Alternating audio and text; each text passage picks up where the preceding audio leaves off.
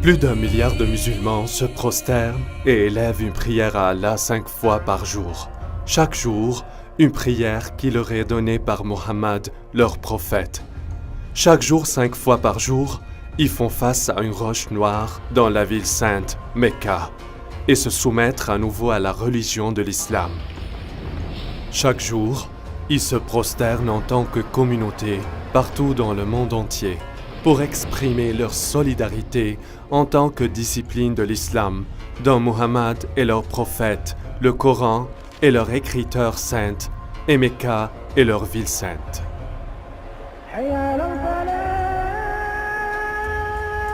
Cependant, comme les découvertes archéologiques commencent à pointer vers une histoire différente, qu'ils étudient sérieusement et qui s'opposent aux vérités autour de la fondation de l'islam, s'ils ont raison, quelles seront les implications de cela sur les musulmans aujourd'hui? Nous avons des moyens à notre disposition qui n'ont jamais été disponibles auparavant. La technologie moderne nous permet de reconstituer les premières années de l'islam et de comprendre les données qui ont intrigué les histoires pour des années. À travers le monde entier, les universités, les musées et les bibliothèques mettent des livres et des manuscrits anciens sur le réseau Internet afin que les chercheurs puissent y accéder. Maintenant, nous pouvons accéder à ces anciens manuscrits avec seulement quelques clics sur la souris. Aujourd'hui, les académiciens et les amateurs peuvent vérifier avec précision via satellite les emplacements et les détails qu'auparavant nécessitent d'énormes dépenses et efforts.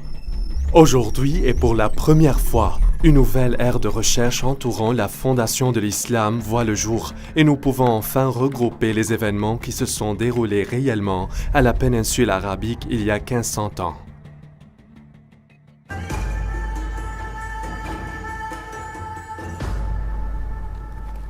L'écrivain et l'historien Dan Gibson a vécu la majeure partie de sa vie au Moyen-Orient. Il a fait des recherches profondes concernant les peuples et les endroits dans l'ancien monde avant l'islam.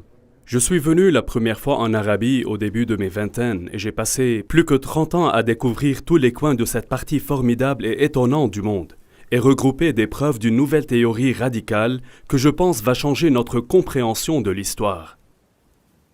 Des années d'études et de recherches m'ont permis de conclure que le lieu d'apparition de l'islam n'est pas celui que les historiens réclament et que dans les premiers écrits islamiques se trouvent des preuves et des références qui révèlent la vérité du mystère de la vénérable Mecca.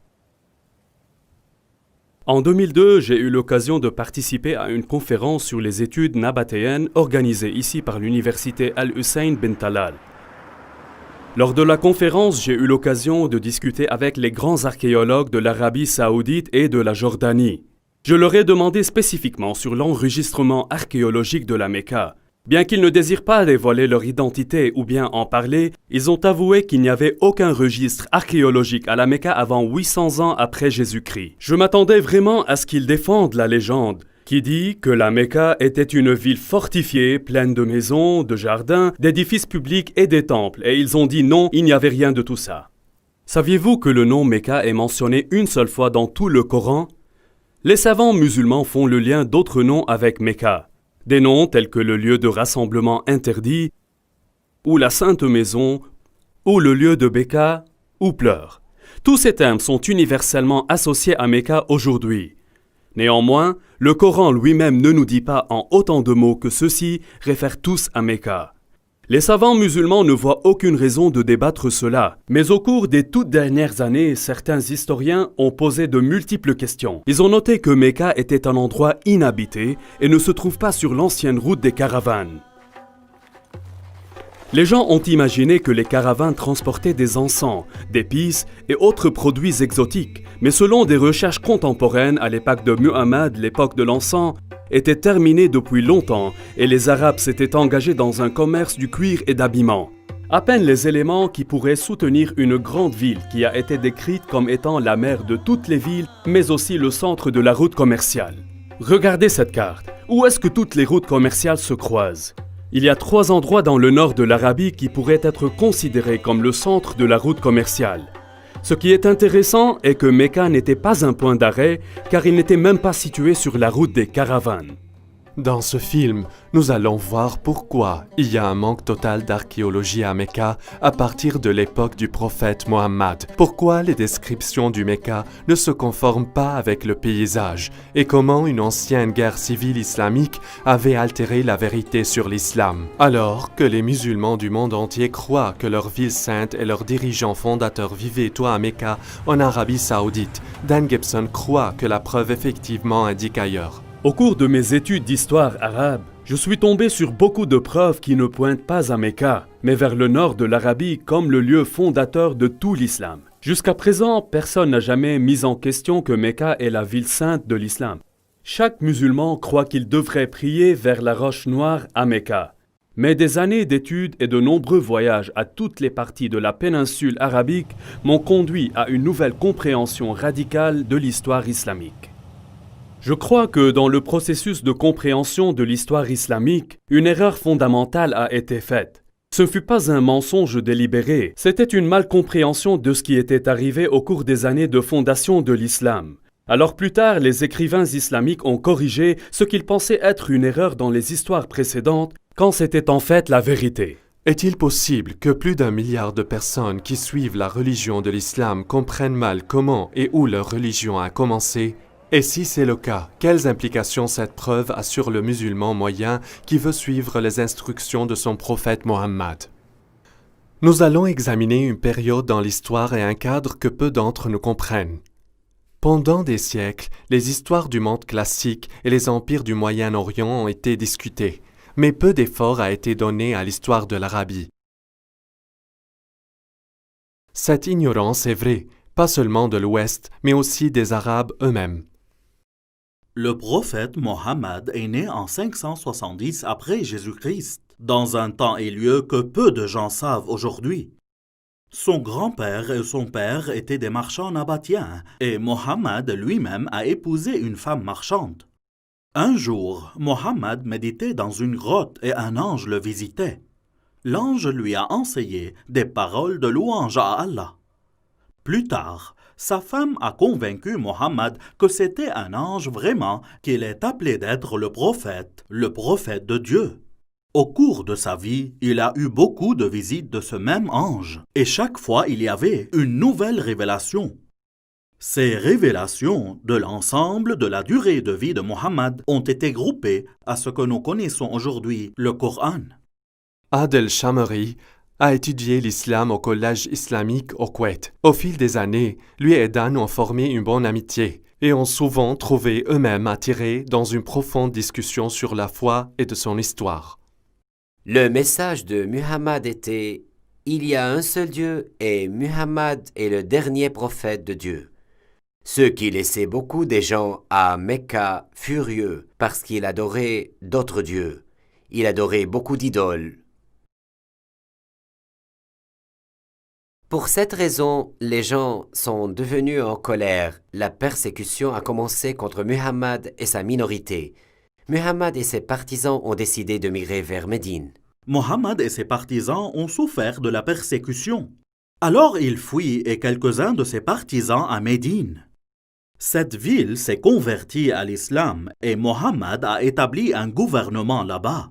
En fait, nous pouvons dater le calendrier musulman dès cette période de temps. Après, ses disciples ont commencé à attaquer les caravanes, en n'ayant plus de pouvoir et devenant nombreux, jusqu'à ce que finalement des gens se joignent à eux. Au point où ils sont devenus une présence militaire élargie, en fait à travers toute l'Arabie. Mohammed a donné sa vision de propager l'islam dans le monde entier. Cependant, il est mort de façon inattendue. Et à ce moment, les conflits conduisaient à des guerres civiles. Mais en dépit de ces différences et de ces divisions, il y avait le rêve continu d'étendre la foi au monde entier. Une grande partie de l'Afrique du Nord et l'Asie centrale sont devenues sous le règne de l'islam. Aujourd'hui, l'islam est la deuxième des plus grandes religions du monde. Aujourd'hui, partout dans le Moyen-Orient, quand les entreprises de construction veulent creuser pour une fondation, il devrait y avoir quelqu'un présent du ministère des Antiquités. Pas d'importance que vous soyez à Jérusalem, Damas ou Amman en Jordanie. N'importe où vous creusez, les chances sont que vous allez exposer un ancien site d'une certaine sorte. Dans la ville de Mecca en Arabie Saoudite, les développeurs ont creusé partout, élevé de grands bâtiments, des hôtels et des immeubles de grande hauteur. Mais à la surprise des archéologues, il n'y a pas des ruines d'une grande ville ancienne dans Mecca. La ville où Mohammed est né était une grande ville. Il n'a eu aucune difficulté d'élever un grand nombre d'hommes pour gérer de grandes caravanes et de marcher dans ses armées. Pas seulement elle a eu une importante population, mais elle était aussi une ville agricole. La ville Mecca a été connue sous le nom mère de toutes les villes dans le Coran. El-Qura est le nom en arabe. Elle implique une ville magnifique avec des ruines antiques et des murs de la ville. C'est une grande ville bien connue. Le prophète Mohammed aurait allé en avant pour ses affaires et voyagé loin jusqu'à ce qu'il atteigne les vallées de Mecca et les lots de ces vallées. Aïcha a mentionné comment l'un des hommes avait de nostalgie pour Mecca. Je l'ai voulu, mais j'ai passé une nuit dans la vallée, pleine de types d'herbes variées. Quand nous sommes venus à Mecca, nous avons vu une ville bénie avec de l'eau, des arbres, et en était ravis. Nous y sommes installés. Al-Bukhari parle d'un prisonnier qui mangeait des raisins alors qu'il était enchaîné avec du fer, et il dit « Ce ne fut pas le temps de fruits à Mecca ». Il est difficile de croire que ces choses ont été écrites à propos de Mecca. La zone autour de Mecca est rocheuse et déserte. Mecca atteint en moyenne moins de 10 cm de pluie par an. Ces températures extrêmement chaudes et ces conditions stériles rendent la cultivation de végétation très difficile et ainsi d'assurer la nourriture d'une grande population. Pourtant, la ville sainte de l'islam est décrite comme ayant des champs avec des arbres et des herbes et de la terre agricole, mais il n'y a pas de terre cultivable près de Mecca. Elle ne correspond pas aux descriptions anciennes. Ibn Ishaq a mentionné que les gens de Mecca étaient réticents à couper des arbres dans la zone sacrée. La présence d'arbres et de plantes dans les temps anciens peut être facilement testée par la présence de spores et de pollen dans le sol vieux intact. À ce jour, il n'y a aucune trace d'arbre ayant jamais existé dans l'ancienne Mecque. Un autre puzzle est que la ville de Mecca est manquante sur toutes les premières cartes de l'Arabie. On pourrait penser qu'une grande ville marchande en Arabie serait mentionnée sur les premières cartes, mais pas une seule carte montre Mecca avant le temps de l'islam. Au fil des ans, j'ai récolté des copies de nombreuses cartes anciennes de l'Arabie. Je les ai traduites diligemment. Mais je n'ai jamais trouvé Mecca mentionné une seule fois sur une carte avant l'islam. Saviez-vous que le nom de Mecque n'apparaît pas dans toute la littérature avant 740 après Jésus-Christ, 120 ans après la fondation de l'islam? Ne trouvez-vous pas mystérieux que pour les 120 premières années du début de l'histoire islamique, aucune des nations environnantes ne savait rien sur l'existence de Mecca? Comment une grande ville qui pourrait soulever des milliers d'hommes dans son armée, une ville qui avait l'agriculture, les arbres, l'herbe, les fruits et les raisins, peut être manquée par d'autres nations. Comment une grande ville avec des murs, des temples et des bâtiments publics n'existait pas dans les annales et d'autres nations. Surtout, il était une ville marchande qui a entrepris le commerce avec toutes les nations autour d'elle. Et le plus inexplicable de tout ça, c'est que quand nous allons à l'emplacement physique de cette ancienne ville, nous constatons qu'il n'y a pas d'enregistrement archéologique précoce. Il était un endroit insignifiant, même pas sur une route commerciale. Beaucoup d'historiens aujourd'hui sont venus à la conclusion que les informations de la fondation de l'islam sont tous des mythes. Il y a une différence entre ce que les dossiers islamiques nous disent et ce que les archéologues ont trouvé. Donc la conclusion que les documents islamiques sont tout simplement des mythes fabriqués. Durant mes années d'études, je suis devenu convaincu que les premiers enregistrements ne sont pas des mythes, mais ils réfèrent à un autre lieu qui correspond à l'ensemble de toutes ces descriptions. Personnellement, je crois que Muhammad est né et a grandi dans un autre endroit, et que les musulmans font face à la mauvaise direction quand ils prient. Selon l'histoire islamique communément admise, la Kaaba était un sanctuaire majeur dans la ville de Mecca et le point d'attraction du pèlerinage en Arabie. Un bon point de départ pourrait être d'étudier les pèlerinages avant la fondation de l'islam. Comme l'historien Tabari a enregistré, il y a deux types de pèlerinage. Le Hajj et la Umrah. Le grand pèlerinage et le petit pèlerinage. Le grand-père de Muhammad s'habituait à effectuer la Umrah avant l'islam. Cette Umrah avant Mohammed était à un moment où le pèlerinage arabe aura eu lieu à un endroit connu sous le nom de lieu rassemblement interdit. Cet emplacement a occupé plusieurs idoles païennes. Ces noms étaient présents avant l'islam. Et les musulmans utilisent les mêmes noms aujourd'hui. Ces noms sont de l'extérieur. Ils ne sont pas islamiques.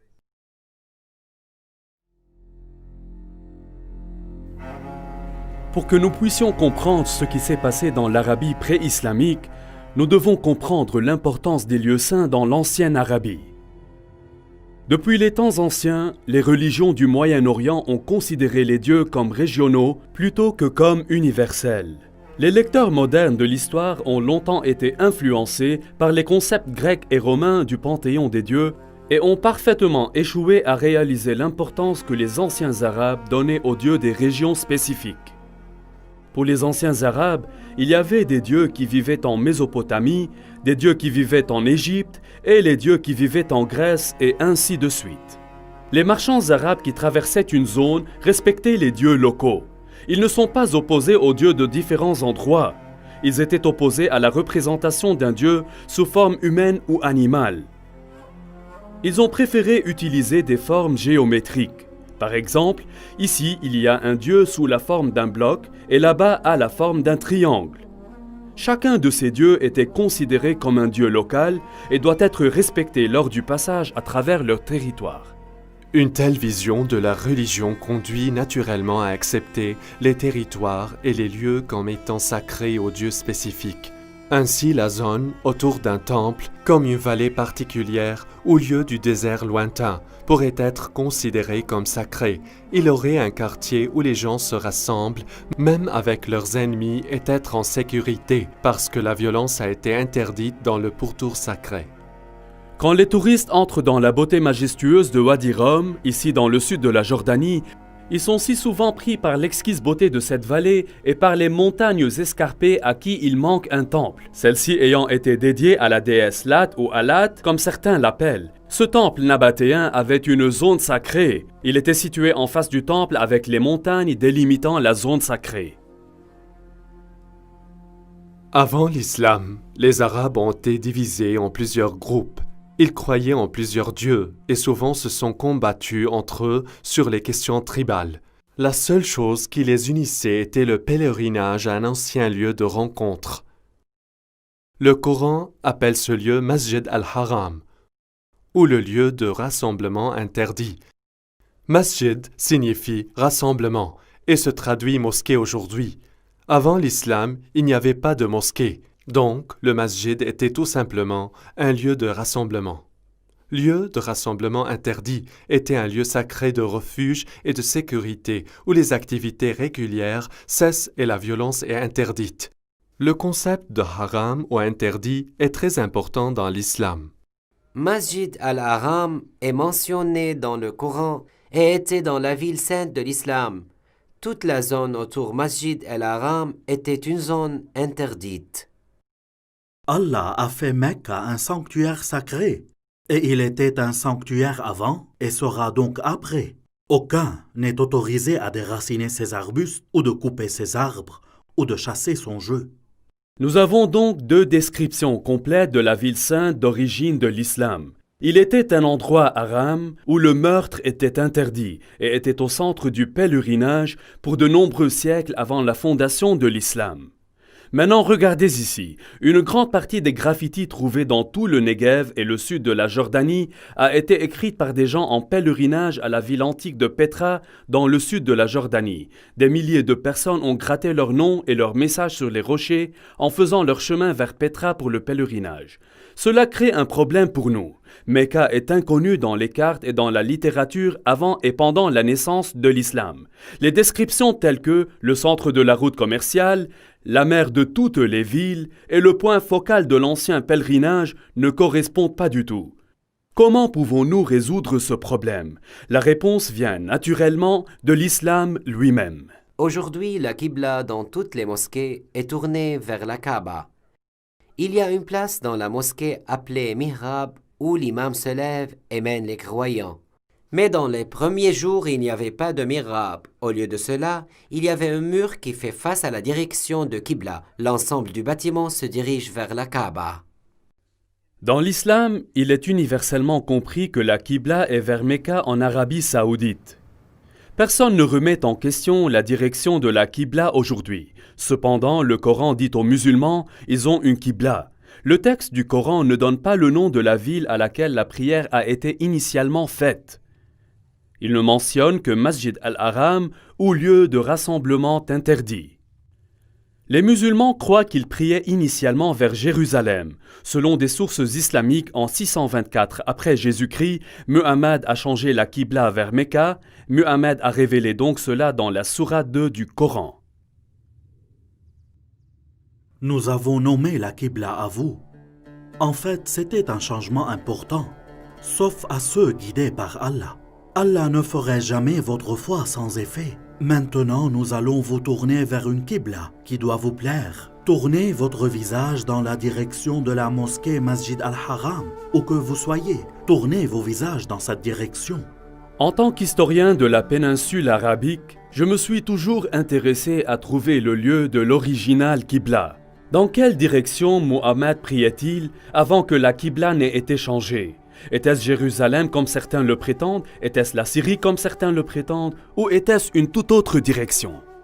Si nous avions à faire cette étude il y a 100 ans, il aura fallu une quantité incroyable de travail et de recherche. Nous aurions à parcourir le monde à la recherche des anciens sites pour trouver les premières mosquées de l'islam. Maintenant, en quelques instants, nous pouvons faire ce qui d'habitude prenait toute une vie. Google Earth nous permet d'examiner les sites de l'espace et les sites web comme ArcNet qui peuvent nous transmettre les résultats de toutes les recherches faites par des centaines d'étudiants et des professeurs. Nous pouvons examiner les structures en fonction de divers critères. Nous choisissons les bâtiments islamiques, on les organise par date dans une liste chronologique. Ensuite, on détermine quand ils ont été construits et vérifier la direction de leur Qibla pour déterminer quand elle a changé.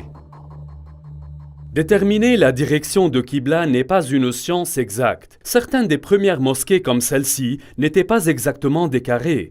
Alors les chercheurs doivent trouver le mur de la Qibla et projeter de 90 degrés à partir de ce mur. Parce que les premiers bâtiments ne sont pas carrés, nous ne pouvons pas utiliser les parois latérales ou les parois arrière.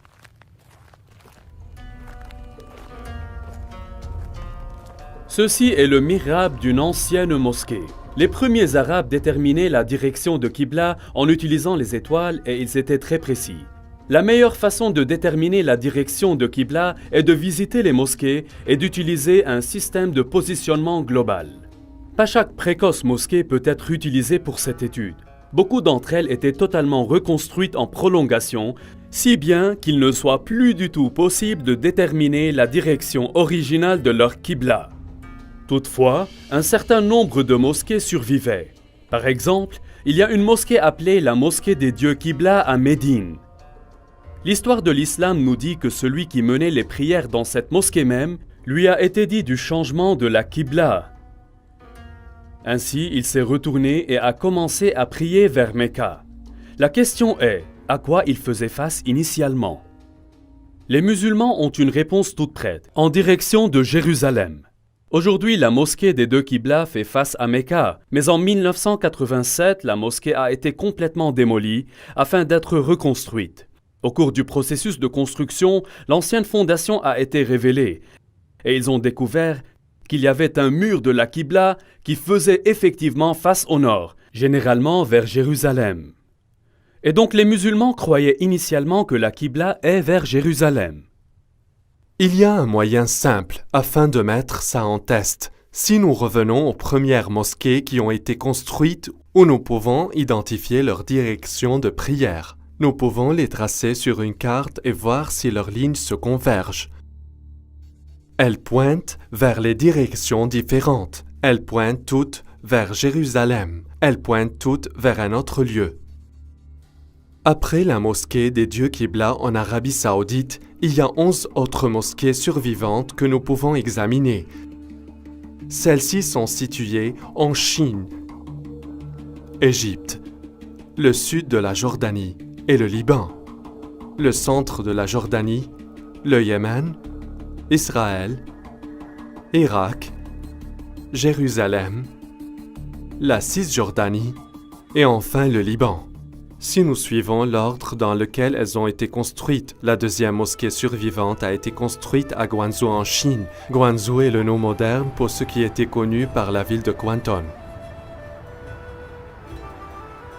Lorsque Marco Polo est arrivé à cette ville en 1300 après Jésus-Christ, il a découvert plus de 100 000 commerçants arabes et persans qui y vivaient. Les Arabes faisaient du commerce avec les Chinois pour des centaines et des centaines d'années. Tout cela est bien documenté. Et Abi Waqqas, un oncle de Muhammad, a voyagé en Chine pour une mission commerciale.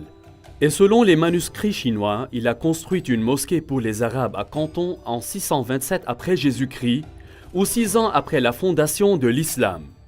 J'ai examiné personnellement cette mosquée et j'ai utilisé un appareil GPS pour déterminer la direction de Qibla de la mosquée. Ce que j'ai trouvé était surprenant. Cette mosquée ne fait pas face à Mecca. Elle fait face à 12 degrés au nord de Mecca, ce qui signifie qu'elle ne fait pas non plus face à Jérusalem. Sa Qibla passe au sud de Jérusalem. La mosquée suivante a été construite en 641 après Jésus-Christ, environ 20 ans après la fondation de l'islam dans la ville de Fostat, juste à l'extérieur du Caire. Cette mosquée a été reconstruite et agrandie plusieurs fois, de sorte qu'aujourd'hui la fondation d'origine n'est plus évidente. Cependant, une description du plan du sol original de la mosquée a survécu, et les dossiers islamiques nous disent que la première Qibla faisait face à l'est et plus tard a dû être corrigée vers le sud, vers Mecca. Le suivant bâtiment islamique survivant est le palais de Omeyyade, construit ici à Umayma, dans le sud de la Jordanie. Vers 700 après Jésus-Christ ou environ 80 ans après la fondation de l'islam, la famille Abbas a construit ici une grande maison. Cette maison n'avait pas une zone spéciale pour la mosquée, plutôt les croyants s'alignaient ici dans la cour pour la prière. Cette maison a une direction de Qibla, mais pas en direction de Jérusalem. L'année suivante, une nouvelle mosquée a été construite à Baalbek au Liban. Notez que sa Qibla ne pointe pas vers Mecca. Un an plus tard, les Omeyyades construisent un grand lieu impressionnant ici sur la citadelle à Amman en Jordanie. Cette mosquée se dirige vers le sud et Mecca est ici.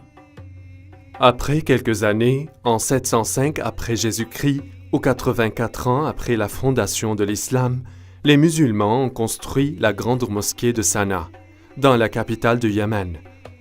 Bien que cette mosquée se dirige en général vers Mecca, en fait, elle se dirige un peu à l'ouest de Jérusalem. L'année suivante, en 706 après Jésus-Christ, les dirigeants des Omeyyades musulmans construisent Kirbat al-Minya, un grand complexe de palais en Israël sur les rives de la Galilée. Ce complexe de palais avait une chambre spécifique utilisée comme une mosquée. Selon une inscription mise sur une passerelle, il a été construit 87 ans après la fondation de l'islam par le souverain musulman El-Walid. Ce bâtiment et sa mosquée ne font pas face à Jérusalem. Cette même année, les musulmans ont aussi construit la mosquée Wasit en Irak. À l'origine, les archéologues ont affirmé que cette mosquée faisait face à Jérusalem. Pourtant, d'autres recherches ont montré que ce point de mosquée se dirigeait vers le sud de Jérusalem. La mosquée suivante est la mosquée Al-Aqsa à Jérusalem même. Cette mosquée n'est pas le temple d'hommes, mais plutôt la vieille mosquée au sud de la coupole. Cette mosquée est déjà à Jérusalem, mais elle a aussi un Qibla. Et il ne pointe pas vers Mecca. La mosquée suivante que nous atteindrons a été construite en 724 après Jésus-Christ, 103 ans après la fondation de l'islam. Celle-ci est la mosquée Khirbat al-Mafjar, près de Jéricho, dans la vallée de la Jordanie. Ce palais a été construit près de la fin de la dynastie des Omeyyades. En regardant le plan d'étage, nous pouvons voir que le palais et sa mosquée font face au sud plutôt que vers Mecca. Cette même année, une mosquée a été construite à Anjar, environ 58 km de Beyrouth. Elle a été construite près de la fin de la période omeyyade, et pas plus de 30 ans plus tard, elle est tombée en ruine et a finalement été abandonnée. Comme elle n'a jamais été reconstruite, on peut facilement déterminer la direction de Qibla, qui ne pointe pas vers Mecca ou Jérusalem. Maintenant, nous allons mettre tout cela ensemble sur une seule carte. Le résultat est étonnant.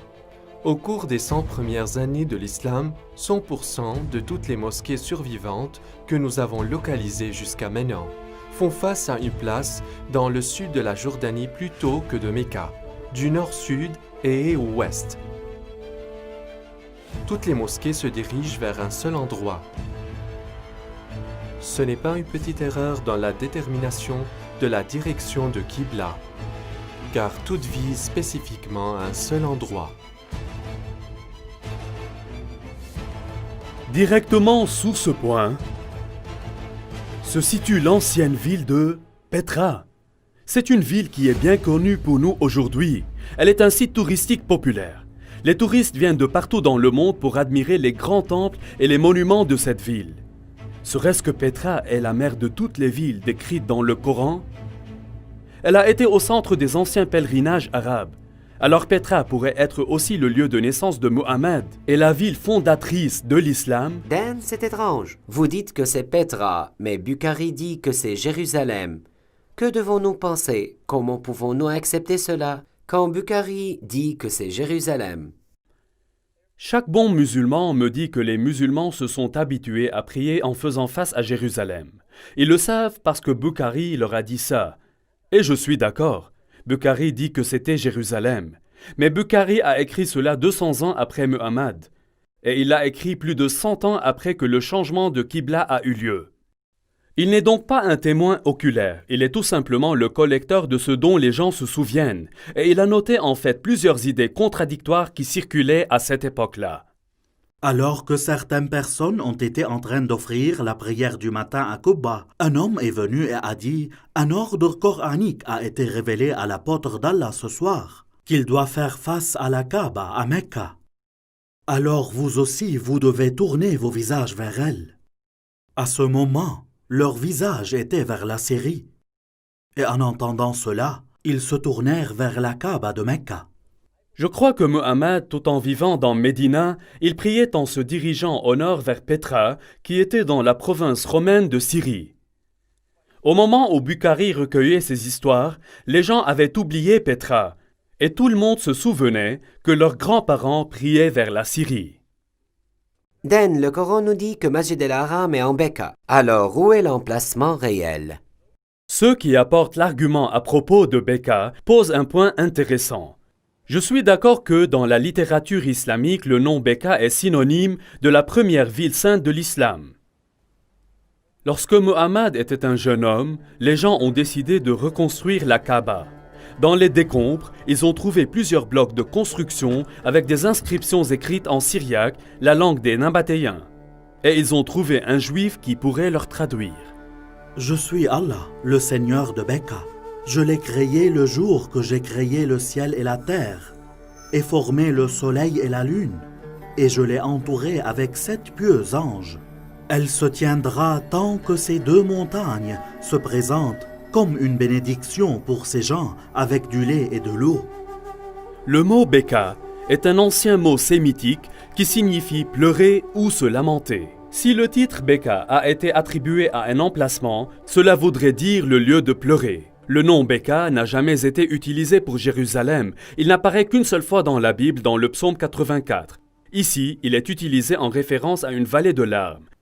Mais le Coran parle aussi d'une vallée de larmes où Agar pleurait Ismaël. Le Coran interpose cette histoire dans Beka qui est le premier nom du lieu où la Kaaba a été construite.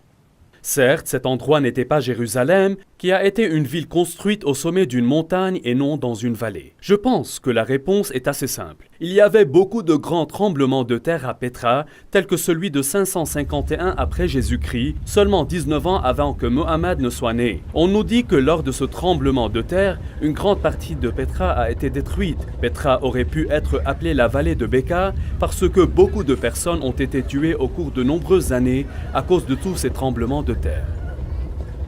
Si Petra est la ville sainte de l'islam, alors il devrait y avoir des preuves de la tribu de Mohammed et Quraysh autour de Petra. Si Dan Gibson peut trouver la tribu de Mohammed, il soutiendra grandement sa théorie que Mohammed était de la région Petra et non de Mecca.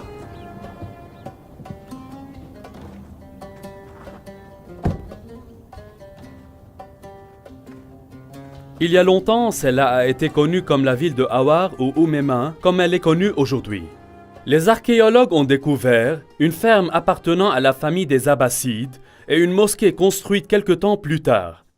Quand les musulmans de l'Irak actuel ont vaincu les Omeyyades de Damas, ils voulaient un membre de la famille de Muhammad pour soutenir et légitimiser leur révolte. Et alors, ils sont venus ici, pour Oumema, 27 000 de Petra. C'était là qu'ils ont trouvé la famille de Muhammad et la tribu Quraysh. Ils ne vont pas à Mecca en Arabie Saoudite ou bien à Médine. Ils sont venus ici, à Oumema, 27 000 à l'extérieur de Petra. C'est là où ils ont trouvé la tribu Quraysh et la famille de Muhammad, pas en Arabie Saoudite. Jusqu'à présent, nous avons découvert que les premiers mosquées de l'islam toutes faisaient face à la ville antique de Petra. Mais est-ce que la ville de Petra s'adaptait aux descriptions islamiques de la ville sainte d'origine de l'islam? Il y a une histoire racontée par tous les premiers biographes de Muhammad, qui concerne Abdallah, le père de Muhammad. Un jour, il travaillait dans le champ et venait à la maison avec de la boue sur ses mains. Il va vers sa première femme et dit « Couche avec moi », mais elle a refusé parce qu'il était sale. Alors il est sorti, s'est lavé et est allé vers sa deuxième épouse, Amina. Elle est devenue enceinte et de cette façon, Muhammad est né. Ce qui est important pour nous dans cette histoire est que tous les premiers auteurs ont utilisé le même mot pour la saleté sur les mains d'Abdullah. Ils utilisent tous un mot arabe pour le sol, en particulier le sol d'un terrain ou d'un champ cultivé. Le problème est, il n'y a pas de terre cultivable près de Mecca. Cependant, quand nous arrivons à Petra, nous découvrons que Petra avait l'eau, les champs et les arbres. Selon les archéologues, il y avait des jardins publics et privés, ainsi que l'eau courante était amenée dans la ville par des aqueducs et des pipes en terre. Les archéologues ont décrit les arbres fruitiers, les vignes et les jardins existants dans l'ancienne Petra. Même aujourd'hui, il y a des parcelles de terre cultivées entre Petra et Al-Baïda qui est à 5 km. En analysant le sol antique, les chercheurs ont découvert, il y a seulement 100 années, que les collines autour de Petra ont été couvertes d'arbres comme le chêne, le genévrier, la pistache et la caroube. Non seulement la ville sainte possédait des arbres et des champs, mais elle était aussi une ville fortifiée. Ibn Ishaq dit « Et ils l'ont entouré comme il était à côté de l'un des murs de Mecca ». Maintenant, c'est très déroutant, car Mecca n'avait pas de mur de ville. Certains pensent que peut-être ce fut une maison dans Mecca, mais Ibn Ishaq dit expressément « les murs de Mecca ». Mais Mecca n'a pas été une ville fortifiée. Alors quoi à propos de Petra? Petra a été construite dans une vallée. De chaque côté de la vallée, il y avait de grandes montagnes avec des falaises. Ces falaises étaient comme les murs de la ville. Ainsi, les habitants de Petra construisent des murs d'une falaise de montagne à une autre falaise de montagne, à la fois de ce côté de la vallée et de l'autre aussi. Donc Petra avait des murs de la ville. Une autre caractéristique distinctive de Petra est qu'elle contient un fleuve très unique. En général, vous avez une vallée avec des montagnes d'un côté et des montagnes de l'autre, et aussi un fleuve qui passe au centre de la vallée. Mais dans ce cas, il y a longtemps, les tremblements de terre ont fissuré ces montagnes, donc il y a une fissure dans cette montagne. L'eau coule dans cette fissure à travers la vallée et sort de la fissure de l'autre côté. Les Nabatéens ont construit une rue à colonnade d'une montagne à une autre montagne. et à côté, il y avait un cours d'eau de pluie. Allons-y. Dans l'islam, un des devoirs des pèlerins est d'aller 7 fois entre 2 montagnes appelées Marwa et Safa. Ce qui est intéressant, c'est qu'Al-Bukhari nous dit que Muhammad a choisi de faire cette course dans le cours d'eau de pluie entre les 2 montagnes. Mais il y a des problèmes. Safa et Marwa sont juste de petites roches. Aujourd'hui, ils sont logés à l'intérieur du bâtiment de la mosquée. Comme vous pouvez le voir sur ce dessin, il n'y a pas un cours d'eau de pluie entre ces 2 rochers. Mais ici à Petra, la description s'applique exactement d'une montagne à l'autre. Il y a 4 passages dans le bassin de Petra. Puisque Petra est dans une vallée, on peut y entrer de chaque extrémité de la vallée. Au cours de l'année de la conquête de Mecca, le prophète est entré dans Mecca de sa partie supérieure. Mais il y avait aussi d'autres moyens d'entrer à Petra. Les anciens documents nous disent qu'on pourrait entrer et sortir à la ville sainte d'une fissure dans les roches. En arabe, on appelle cela un thaniya. Al-Bukhari le mentionne plusieurs fois. L'apôtre d'Allah utilisait pour entrer Mecca la haute Thaniya et utilisait pour quitter Mecca la basse Thaniya. Le prophète avançait jusqu'à ce qu'il atteigne la Thaniya à travers laquelle on peut aller vers eux. Ce sont les gens de Quraysh. Il y a 2 Thaniya comme entrée. L'une d'elles est le fameux Sikh que les touristes passent à travers pour entrer dans la ville. L'autre est loin de la rue à colonnade et mène au labyrinthe de canyons qui finissent par vider dans le Wadi Araba au-dessous de la mer Morte. Petra a également de nombreux temples. Là-bas, il y a ce qui est connu aujourd'hui par le temple des lions ailés ou le temple d'Al-Uzza. Derrière moi, ce qui est connu aujourd'hui sous le nom de Kasr al-Bint ou bien le temple du dieu Dushara. Cette courte chaîne de montagnes ici était la maison du dieu et ici dans le cœur des montagnes est le temple de ce dieu Al-Dushara. Maintenant, Ibn Hisham nous raconte une histoire très intéressante. Au début de l'histoire islamique, seules quelques personnes ont converti à l'islam à cette époque. Un d'entre eux était un homme connu sous le nom d'Al-Tufail ben Amr de Mecca. Il a accepté l'islam dans l'un de ses voyages, et une fois rentré chez lui à Mecca, sa femme a également décidé d'accepter l'islam. Al-Tufail dit alors à sa femme de se rendre au temple de Dushara et se purifier là-bas. Dans la zone sacrée, il y avait un filet d'eau où elle pouvait se laver. Elle l'a fait et rentra chez lui et a appris à propos de l'islam. Est-ce que cette histoire a eu lieu à Mecca, qui est loin d'un millier de kilomètres, où il n'y avait pas de temple jusqu'à Dushara, ou bien a eu lieu ici même à Petra? Si cela est vrai, alors le temple de Dushara est là. Elle aurait dû descendre dans ce temple, se laver et ensuite rentrer chez eux. Y a-t-il un temple à Dushara à Mecca en Arabie Saoudite? Non, il n'y a pas de temple, pas de fissure dans la roche, pas un courant d'eau, pas de mur de la ville, pas d'herbe, pas d'arbres. Rien, tout se trouve ici à Petra. Et pour les 100 premières années, toutes les mosquées dans tout le monde islamique visent ici, Masjid al-Haram, lieu de rassemblement interdit ici, à Petra. Il n'y a aucune autre ville dans le monde qui s'adapte si parfaitement à cette description. Al-Khattab avait tellement harcelé Zayed et l'a forcé à se retirer dans la partie supérieure de Mecca et s'est arrêté dans la montagne de Hira, face à la ville. Il est très intéressant de prendre en compte que la montagne Hira est située dans la partie supérieure de Mecca. Si vous allez à Mecca aujourd'hui, la grotte de Hira ne fait pas face à la ville. Mais ici à Petra, la partie haute de la ville se trouve au nord de la rue à colonnade et la partie basse de la ville se trouve au sud de la rue à colonnade. En effet, la ville a été divisée en 2 par la rue à colonnade. Si Petra est la ville sainte de Mecca, alors la grotte où Muhammad a reçu sa première révélation devrait être située là. Les anciens documents disent que la grotte fait face à la ville. et qu'elle est très basse puisque Muhammad a essayé de grimper et de se jeter par-dessus. Si tel est le cas, je pense connaître la place, mais nous devrons aller là-bas.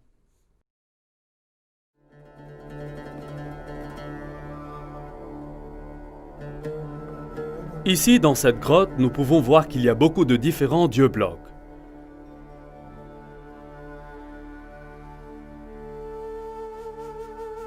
En haut, il y a un grand symbole croissant. Ceci est juste le genre de caverne où les jeunes hommes allaient pour contempler le sens de la vie. Les descriptions et l'emplacement de cette grotte sont tous comme les documents anciens décrivent, juste à l'extérieur de la ville. L'entrée fait face à la ville et la preuve que les gens ont passé beaucoup de temps ici dans le culte et la méditation. Je pense que ce lieu est l'un des plus saints pour tout l'islam. Et il est ici, à Petra. Le Coran ordonne tous les musulmans à faire face au lieu de rassemblement interdit quand ils prient.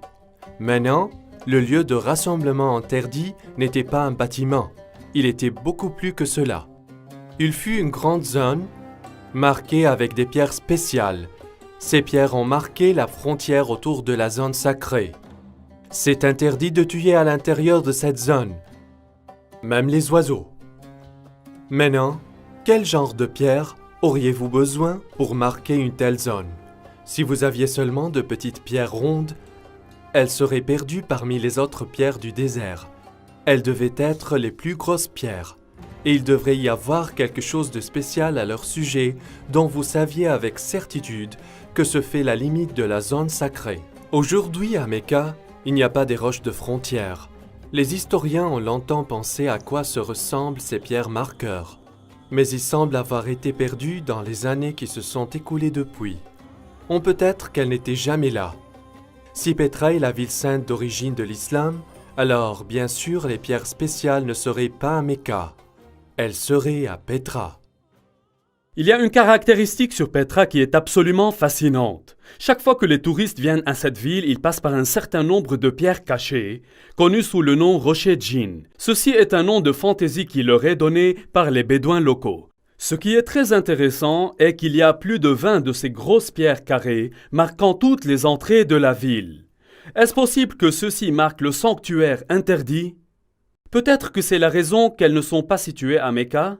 Si c'est vrai, alors Masjid al-Haram ou le sanctuaire de rassemblement interdit aurait été situé ici. Et si elle se trouvait ici, alors la Kaaba aurait été située ici aussi. Mais elle ne l'est pas, parce qu'un homme nommé Ibn Zubayr l'a déplacée. Jusqu'à présent, dans ce programme, nous avons examiné la direction de la prière que les musulmans à l'origine faisaient face. Comme nous l'avons vu, toutes les mosquées construites au cours des 100 premières années de l'islam pointent vers Petra. En utilisant les deux mosquées dans la citadelle d'Amman, Dan Gibson a déterminé les années approximatives du changement de la direction de Qibla. Est-ce que l'histoire islamique nous donne des indices quant à la raison pour laquelle la direction de la prière avait changé? Si l'on regarde dans l'histoire islamique à ce moment précis, nous nous trouvons face à face avec la deuxième guerre civile islamique. De nombreuses guerres ont eu lieu dans l'islam. Il y avait des guerres civiles après la mort de Muhammad. Pour cette raison, il y a des chiites et sunnites aujourd'hui dans l'islam. Les Omeyyades, qui étaient sunnites, ont triomphé et gouverné Damas. À cette époque-là, le gouverneur dans la ville sainte était Abdallah ibn Zubayr. Il a été malheureux particulièrement. Pour lui, la ville sainte était la ville la plus importante de l'islam, la mère de toutes les villes. Mais les dirigeants omeyyades ont choisi Damas comme la nouvelle capitale et beaucoup de gens étaient mécontents de la corruption et des luttes intestines à Damas.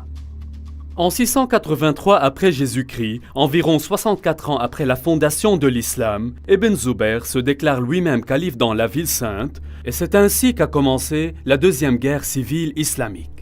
Les Omeyyades ont fortement réagi et envoyé une armée contre la ville sainte. Ibn Zubayr a ensuite fait une chose choquante. Il a détruit la Kaaba, l'ancien sanctuaire saint de l'islam. Ibn Zubayr avait démoli le sanctuaire Kaaba jusqu'à ce qu'il l'ait nivelé au sol et a creusé sa fondation. Puis, il a placé la pierre noire à côté d'elle dans une cage en bois et une bande de soie. Les Omeyyades se sont battus contre Ibn Zubayr et ses compagnons. Mais après 40 jours, les nouvelles sont arrivées. Le calife à Damas est décédé. Maintenant, les Omeyyades généraux ont insisté que la bataille n'était pas terminée, mais qu'ils doivent retourner à Damas afin qu'un nouveau calife puisse être établi. Les membres de la famille royale des Omeyyades étaient venus à la bataille aussi, et ils ont insisté qu'ils doivent retourner à Damas sous la protection de toute l'armée. Donc, toute l'armée s'est avancée. Le problème que nous avons ici est une question de temps. Les dossiers islamiques sont tout à fait clairs que, lorsque le calife est mort, son fils âgé de 13 ans règne à sa place. Al-Tabri, volume 20, nous dit spécifiquement que son fils a survécu seulement 40 jours après la mort de son père, avant que lui aussi ne soit tué. Pendant ce temps, toutes les armées de la ville sainte retournaient à Damas. Maintenant, une armée en mouvement lent aurait pris plusieurs jours pour couvrir le trek de 1400 km à travers le désert de Mecca en Arabie Saoudite pour arriver à Damas en Syrie. Si l'armée pouvait se déplacer de 20 000 par jour, il leur fallait encore 43 jours. Lorsque vous ajoutez le temps qu'a pris le messager pour apporter le message, le temps qu'il a fallu pour l'armée à décider de revenir et de se mobiliser, et aussi la marche de 43 jours, tout simplement il n'y a pas assez de temps. Mecca est trop loin pour être crédible. Toutefois, si la ville sainte était Petra, les distances seraient toutes considérablement réduites. Ce problème de distance empoisonne encore et encore l'histoire islamique. Mecca, en Arabie Saoudite, est tout simplement trop loin pour être compatible avec la plupart des contes dans l'histoire islamique au début. Maintenant, avec l'accalmie dans la guerre, Ibn Zubayr a eu le temps de reconstruire ses défenses et préparer le retour de l'armée omeyyade. Je voudrais vous montrer quelque chose. Voici quelques volumes de l'histoire de l'islam d'Al-Tabri. Al-Tabri a réussi à collecter une quantité massive de matériel et il a écrit à propos de ce qui est arrivé au cours de chaque année de l'histoire islamique. Il a consacré des chapitres entiers, parfois même 2 chapitres à chaque année, mais quelque chose d'étrange s'est vraiment passé. La fameuse bataille pour la ville sainte se déroule sur plusieurs années, mais l'an 70 de l'histoire islamique est d'une grande et réelle importance. Remarquez qu'Al-Tabri a écrit 15 pages décrivant ce qui s'est passé en l'an 69 et 27 pages décrivant ce qui s'est passé aussi en l'an 71. Mais où est l'année 70? Regardez ceci. À propos de l'année 70, Al-Tabri écrivait seulement quelques lignes de texte. N'a-t-il pas trouvé plus d'informations sur cette année, ou est-ce plus tard que les éditeurs ont censuré cette année du dossier d'Al-Tabri? Seulement quelques lignes, mais ce qu'il enregistre nous donne quelques détails existants et croustillants. Il nous dit que Mus'ab ibn Zubayr, apparemment un frère de Abdallah, apporte des équipements à la ville sainte. Est-ce que ces équipements étaient des matériels militaires? Non, il dit qu'il a amené beaucoup de chevaux et de chameaux. Je crois que c'était l'année où les disciples d'Ibn Zubayr se déplaçaient au sud de Petra, dans les déserts de l'Arabie, pour trouver un endroit où ils pourraient tenir contre les forces omeyyades.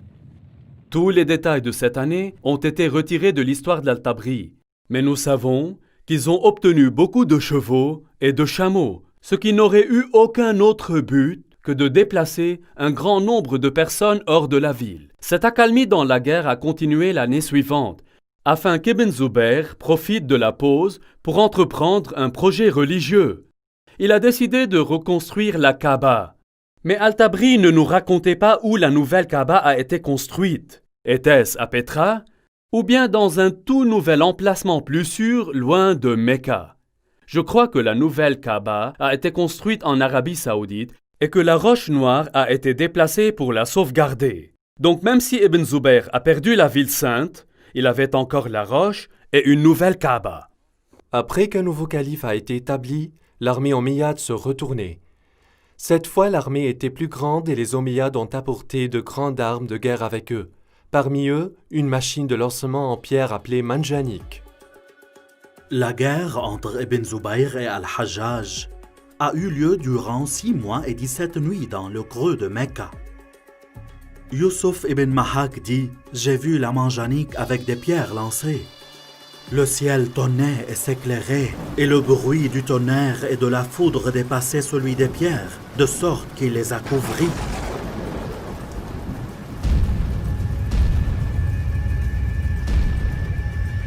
Pendant les combats, Ibn Zubayr se réfugia dans un bâtiment en ruine à côté de la Kaaba et cela a commencé une autre bataille qui accomplissait la destruction de la zone Kaaba de la ville sainte. Finalement, Ibn Zubayr a perdu la bataille, mais la cause a été reprise par ceux dans la ville de Médine en Arabie Saoudite et dans la ville de Kufa en Irak. Je crois que pendant ce temps, le monde islamique a été jeté en lice. Est-ce qu'il faut prier vers Petra ou bien vers Mecca?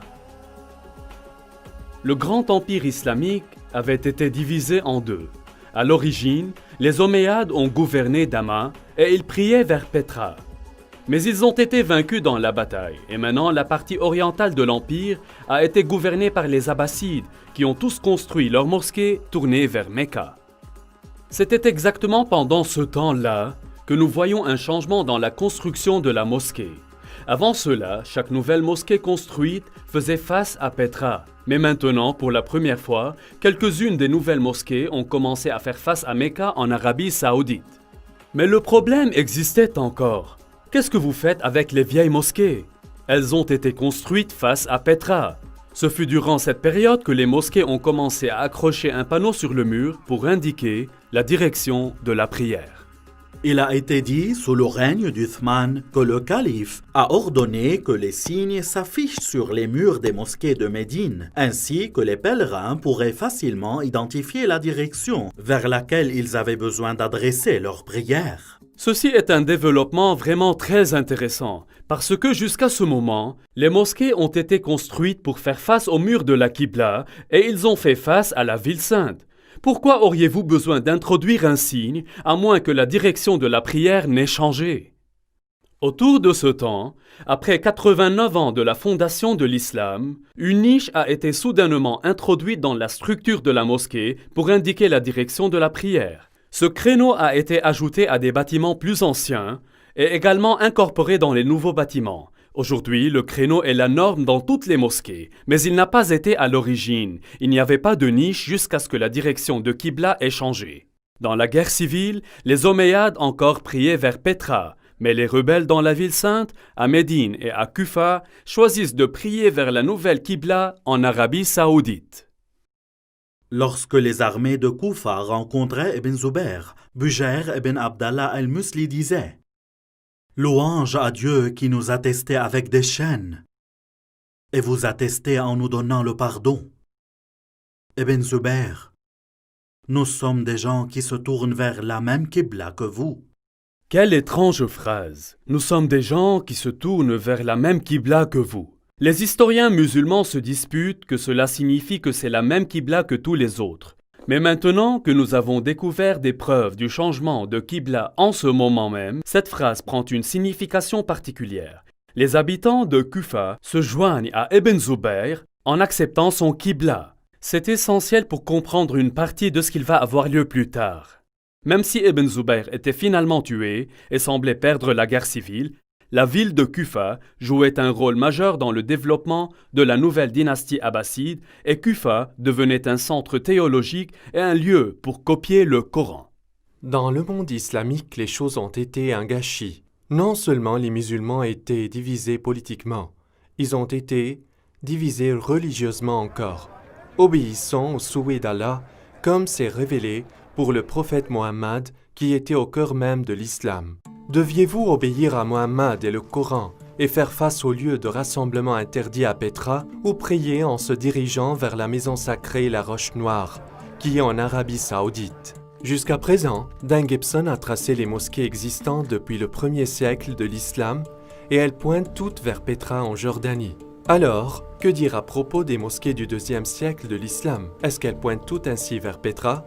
Voici où les choses commencent à devenir intéressantes. Au cours de mes études, j'ai découvert que les mosquées construites au cours du 2e siècle de l'islam pointent dans des directions différentes. C'est ce que j'appelle le temps de la confusion. Après 102 ans de la fondation de l'islam, la mosquée de Oumar a été construite dans le sud de la Syrie, dans l'ancienne ville de Basra. Comme vous pouvez voir, l'orientation de la mosquée ne pointe pas vers Mecca, mais il est clair qu'elle ne pointe pas également vers Petra aussi. 5 ans plus tard, les musulmans au pouvoir ont construit un palais en Syrie, connu sous le nom de Qasr al-Ir el-Gharbi. Ceci est un dessin du plan du palais et la mosquée dans le coin du complexe. L'ensemble du complexe semble faire face à quelque part entre Petra et Mecca. Quelques années plus tard, le palais Qasr al-Khair el-Sharqi a été construit à environ 100 km au nord de Palmyre. Si nous examinons le plan sol des bâtiments du palais, nous remarquons que le palais et sa mosquée ne semblent pas alignés ni à Mecca ni à Petra. Encore une fois, ils pointent entre les deux. Est-il possible que quelque chose était arrivé et a obligé les constructeurs de ne pas vouloir choisir ni Petra ni Mecca? Alors, ils ont pointé la Qibla entre les deux. Nous pouvons voir sur la carte que la Qibla se dirige exactement entre les deux villes. Il n'est pas une légère erreur de calcul, mais une volonté délibérée d'éviter à la fois Petra et Mecca. Nous devons donc trouver une réponse ailleurs pour expliquer ce changement. 109 ans après la fondation de l'islam, une mosquée a été construite à Bangor, au Pakistan. Comme toutes les autres mosquées de la période, elle avait seulement un mur de la Qibla sans niche. Cette mosquée a cependant fait face vers Mecca, en Arabie Saoudite. Ici, nous avons la première mosquée que nous pouvons identifier comme pointant vers Mecca. Il peut y avoir eu d'autres construites qui n'existaient plus. Mais cette mosquée est importante, car elle est la plus ancienne mosquée survivante que nous pouvons vraiment dire qu'elle fait face à Mecca en Arabie Saoudite. Et ce qui est étonnant, c'est qu'elle a été construite environ 100 ans après la mort de Mohammed. Ceci est très récent pour les historiens musulmans et il va causer à l'histoire islamique traditionnelle toutes sortes de problèmes. L'un des bâtiments les plus importants de notre étude se trouve ici sur la citadelle d'Amman en Jordanie. Ce palais omeyyade a été construit environ 122 ans après la fondation de l'islam. Maintenant, si vous vous souvenez, nous avons regardé une mosquée omeyyade construite ici. Cette mosquée pointe directement vers Petra. Mais quand ils ont construit le palais, la direction de son Qibla était directement vers Mecca. Il apparaît donc clairement que la direction de Qibla a changé dans la période entre la construction de ces bâtiments et la construction de ce palais. Cela nous aidera à déterminer comment et quand le changement de direction de Qibla a été fait. Rappelez-vous qu'il était lors de la construction de ce palais que le nom Mecque apparaît d'abord dans la littérature partout. Ce qui est étrange est que Mecca n'a pas été mentionné toutes ces années ni dans les livres de la littérature ni dans les livres islamiques. Elle n'a été mentionnée que lorsque le changement de la Qibla a été fait. Ceci est une chose très étrange. Les gens se demandent de la raison. Elle devrait être mentionnée dans les livres et les histoires islamiques, mais elle n'a pas été mentionnée que lorsque la Qibla a été changée. Cela est très étrange. La grande mosquée suivante a été construite à 32 km au sud d'Amman en Jordanie. Celle-là a été connue comme le palais et la mosquée Mashta, et il a été construit en 743 après Jésus-Christ. Comme vous pouvez le voir, il était un très grand et impressionnant palais omeyyade, avec la mosquée située dans la partie sud de la structure, en face de Petra. En effet, l'ensemble du complexe fait face à Petra. Ce qui rend cela intéressant est qu'il semble que l'islam est maintenant divisé en plusieurs groupes. Il y avait les traditionalistes qui ont construit leur mosquée comme celle-ci, face à Petra, mais il y avait des réformateurs dont les mosquées faisaient face à Mecca, et il y avait d'autres qui ne sont pas dans les deux groupes et ils ont refusé de choisir l'une de ces qiblas. Pendant ce temps, un changement important a eu lieu dans l'histoire islamique. Les dirigeants omeyyades de l'islam à Damas ont été vaincus par les Abbassides de Koufa. En 754 après Jésus-Christ, le nouveau calife Al-Mansour a commandé la construction d'une toute nouvelle capitale de l'Est, en choisissant Bagdad en Irak comme son site. La nouvelle ville a été construite sur un plan spectaculaire. Contrairement à la forme aléatoire commune de la plupart des villes du Moyen-Orient, elle a été construite dans un grand cercle. Les concepteurs ont présenté une zone nouvelle et ont utilisé la cendre pour dessiner le plan de la ville sur le terrain avant la construction. La ville, qui a été achevée en 767 après Jésus-Christ, était de 2 km de diamètre. Comme vous pouvez le voir sur ce dessin, la principale mosquée de la ville n'avait aucune niche indiquant la direction de la prière. Cela devait venir plus tard. Un mur a été utilisé comme mur de la Qibla et ce mur se dirigeait directement vers Mecca, comme toutes les autres mosquées construites à partir de ce temps par les dirigeants abbassides. Si cela est vrai, Alors le prophète Mohammed et les 4 premiers califes qui ont bien guidé dans l'islam et les princes omeyyades suivants qui ont gouverné l'islam de Damas priaient tous vers la ville de Petra. Mais à la fin du règne des Omeyyades, quelque chose est arrivé et a obligé les constructeurs de changer la direction de leur mosquée. Quelques-uns faisaient face à Petra, quelques-uns à Mecca, et certains ont choisi d'être neutres et visent entre les deux. Cela a créé un problème pour la moitié occidentale de l'islam. Les gens de l'Ouest étaient encore fidèles aux Omeyyades antérieurs. Donc, le monde islamique est maintenant divisé en deux. Les dirigeants abbassides en Irak qui contrôlaient la partie orientale de l'Empire et les princes omeyyades qui contrôlaient l'Afrique du Nord et l'Espagne. Ceci est un moment important dans l'histoire islamique parce que les Omeyyades en Espagne s'épanouissaient dans la culture et commençaient à construire des bâtiments magnifiques et impressionnants. Les constructeurs en Espagne avaient un problème. Traditionnellement, les Omeyyades tout priaient vers Petra. Mais, comme nous allons le voir, quelque chose de terrible s'est arrivé. Les futures mosquées ne feront plus face à cette direction. Leurs ennemis, les Abbassides, priaient maintenant vers Mecca en Arabie Saoudite. Donc, ils ne voulaient pas choisir cette direction de la prière. Alors, que devraient faire les Omeyyades ? En examinant les mosquées construites par les Omeyyades d'Espagne, j'ai découvert un développement plus surprenant. Ces constructeurs n'ont choisi ni Petra ni Mecca. Maintenant, comme nous l'avons vu, certains des constructeurs du Moyen-Orient ont choisi de pointer leur qibla entre les deux villes. Mais les constructeurs en Afrique du Nord et en Espagne ont décidé de faire quelque chose de complètement différent. Au fil des années, les historiens ont toujours été intrigués par ces mosquées. Leur qibla semble pointer vers quelque part en Afrique du Sud. Mais toutes les mosquées africaines et espagnoles soulignaient légèrement des endroits différents. Tout semble réellement très confus. Cependant, lorsqu'elles sont portées sur une carte, nous pouvons voir que les mosquées d'Afrique du Nord et d'Espagne ont toutes les qiblas parallèles à une ligne tracée entre Petra et Mecca. Donc, plutôt que de choisir Petra ou Mecca, ils ont choisi de faire leur qibla parallèle à une ligne tracée entre les deux villes.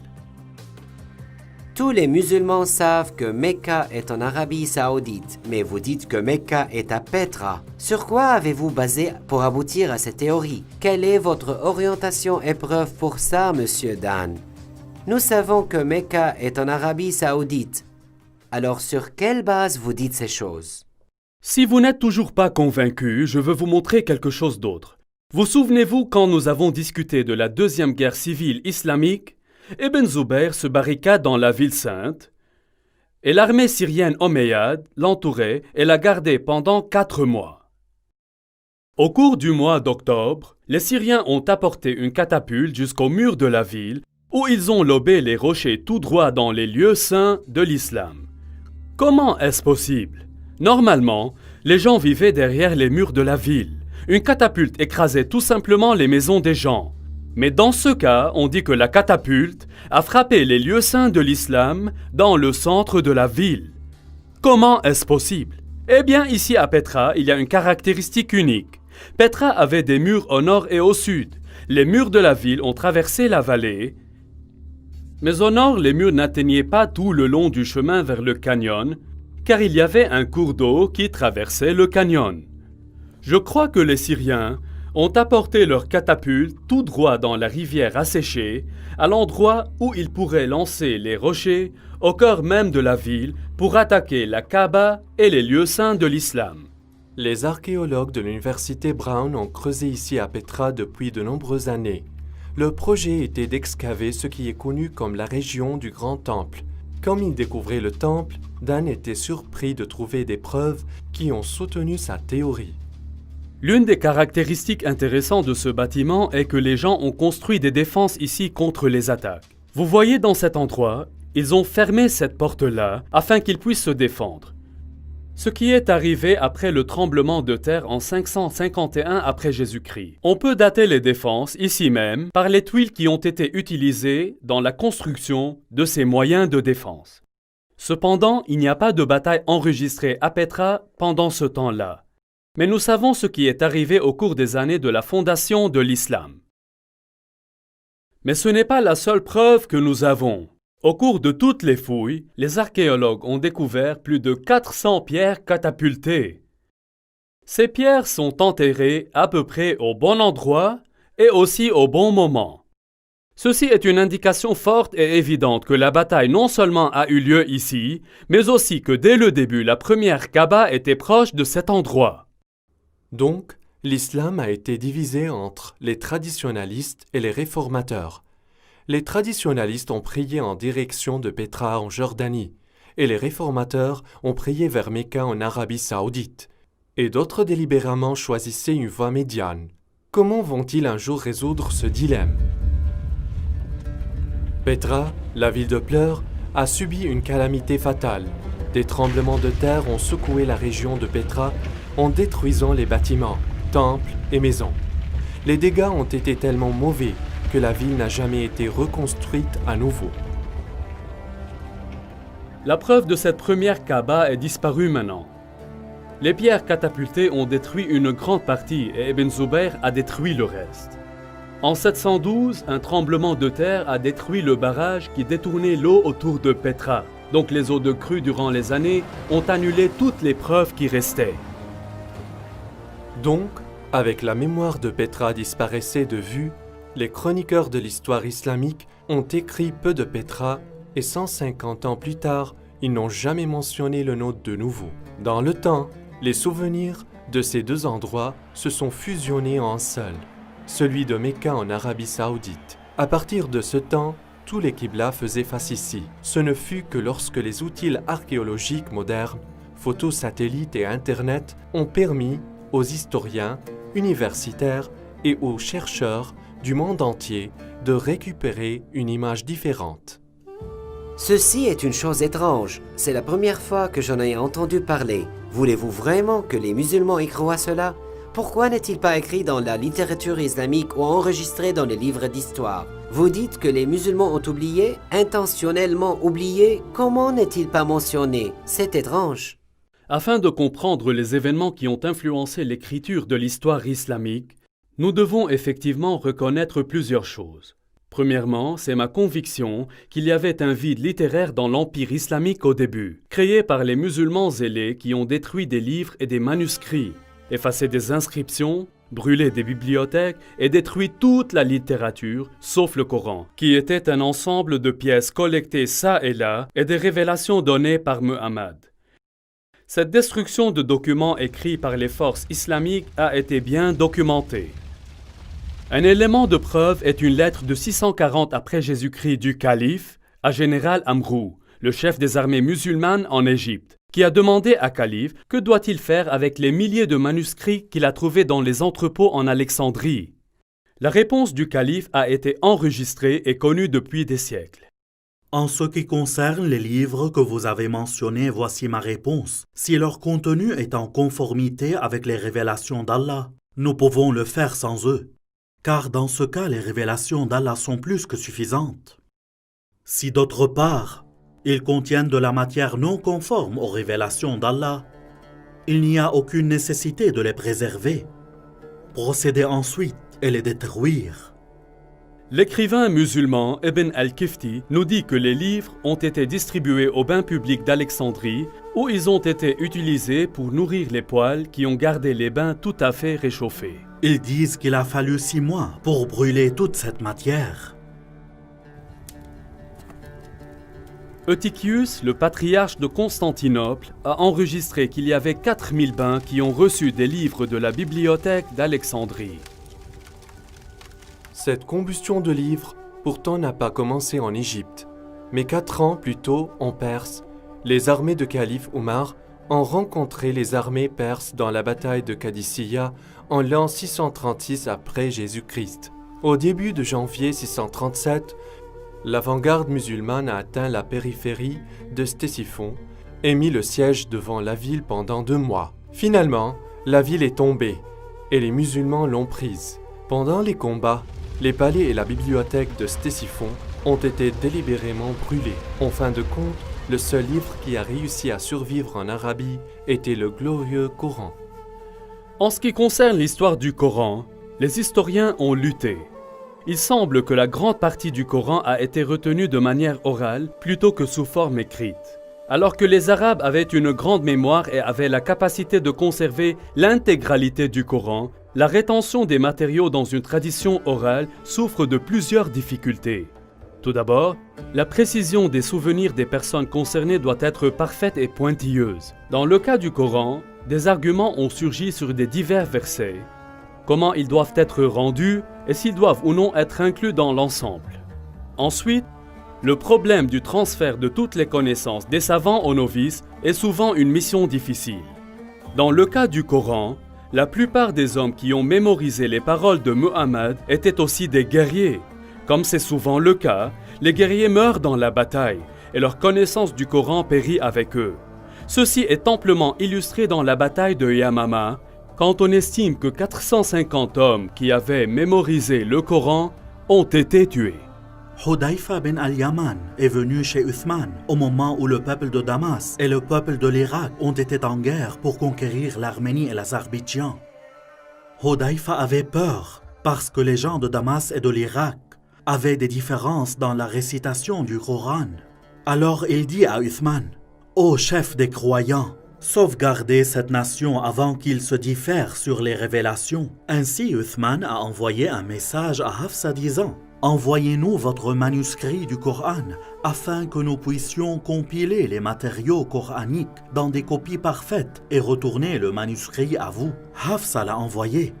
Ensuite, un groupe d'hommes se réunit pour créer une nouvelle copie du Coran. Uthman dit aux 3 hommes de Quraysh, « Si vous n'êtes pas d'accord, écrivez-le dans le dialectique de Quraysh, car le Coran a été révélé dans leur langue. » Lorsque plusieurs copies ont été écrites, Uthman a renvoyé le manuscrit original à Hafsa. Ensuite, il a envoyé à chaque spécialiste musulman une copie de ce qui a été écrit et il a ordonné que tous les autres matériaux coraniques écrits dans les manuscrits ou même aussi dans des copies entières soient brûlés. Et la combustion continue. Cette fois, même des matériaux coraniques ont été brûlés. Mais ça n'a pas empêché les disputes sur ce qui devrait ou ne devrait pas être inclus dans le Coran. Lorsque les nouveaux Corans sont arrivés dans les différentes provinces, les gens ont fait valoir contre eux. Saïd ben Tabet a dit, « Un verset de la sourate Ahzab a été manqué en copiant le Coran, et j'avais l'habitude d'entendre l'apôtre d'Allah le réciter. Donc nous en avons cherché et trouvé avec Khuzayma bin Tabet al-Ansari. » Ces 5 ou 6 copies étaient maintenant les seuls Corans dans tout l'Empire musulman.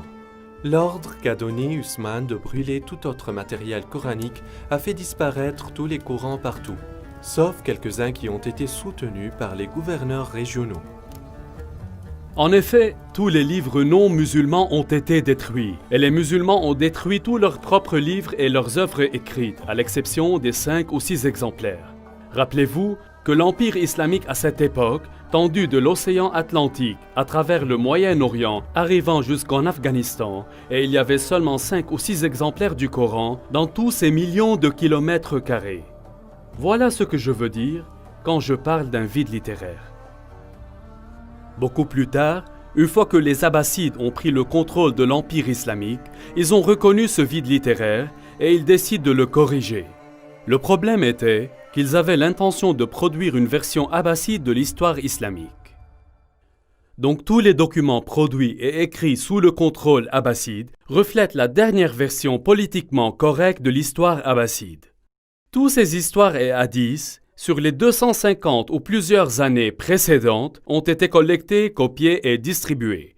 Ces livres qui ont été écrits plus tôt ont été détruits ou modifiés par les écrivains postérieurs qui ont trouvé des erreurs en eux. Sous la domination abbasside religieuse écrasante, les projets scientifiques et universitaires ont été entrepris. Les dirigeants abbassides encourageaient le développement scientifique qui ne présentait pas seulement les premières années de l'islam dans une bonne forme, mais pourrait également confirmer leur droit de gouverner l'Empire. Au cours de cette période de temps, nous trouvons que les grands historiens islamiques écrivaient leurs traités d'histoire et ils éditaient également les contes antérieurs. Par exemple, nous n'avons pas la biographie originale d'Ibn Ishaq de Muhammad comme Ibn Hisham, qui avait corrigé ce que les Abbassides appelaient des graves erreurs dans le compte rendu original. Après l'édition d'Ibn Hisham, le reste des grands historiens islamiques ont commencé à écrire leur histoire et nous avaient présenté une histoire islamique adaptée en fonction de la vision du monde politique et religieux des souverains abbassides à leur époque. Est-il possible que les musulmans soient aujourd'hui victimes d'une couverture abbasside? Est-ce que les abbassides détournent délibérément les musulmans loin de leur lieu de rassemblement interdit à Petra, comme le commande le Coran, et les faire prier vers le rocher noir, qui est maintenant à Mecca?